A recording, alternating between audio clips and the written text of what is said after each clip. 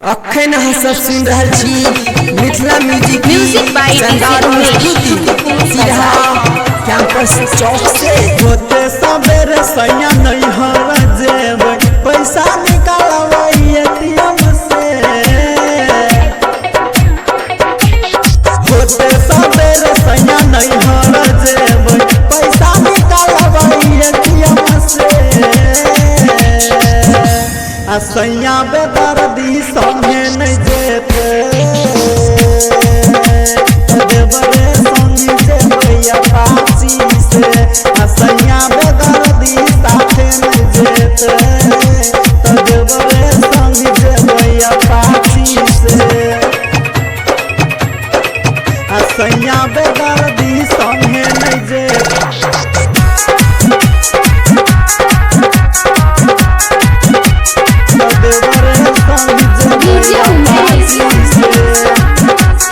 सुखीपुर बाजार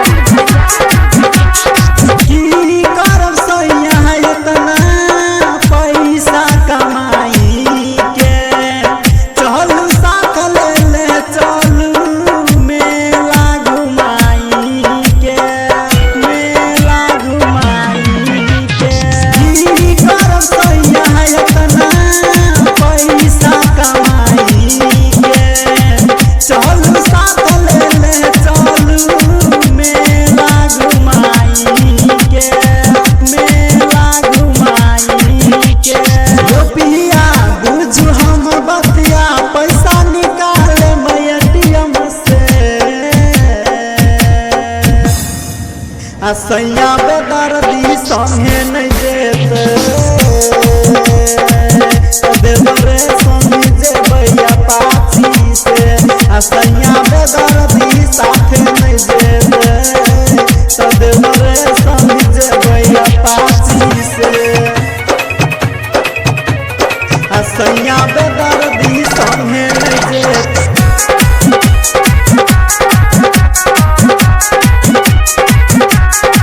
देवरे संगी जेबै अपाची से।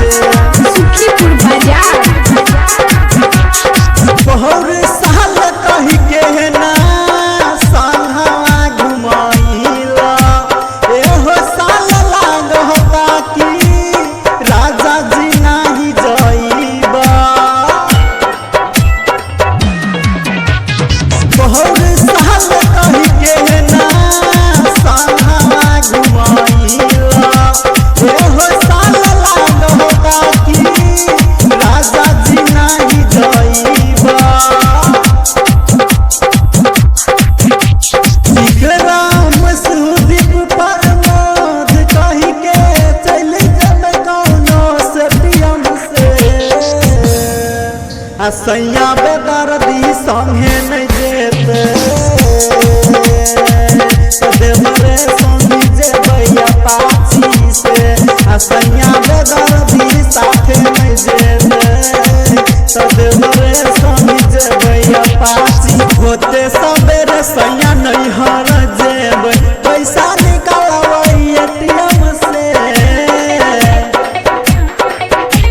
होते सबेरे सैया नहीं हर जेबै पैसा निकालबै एटीएम से।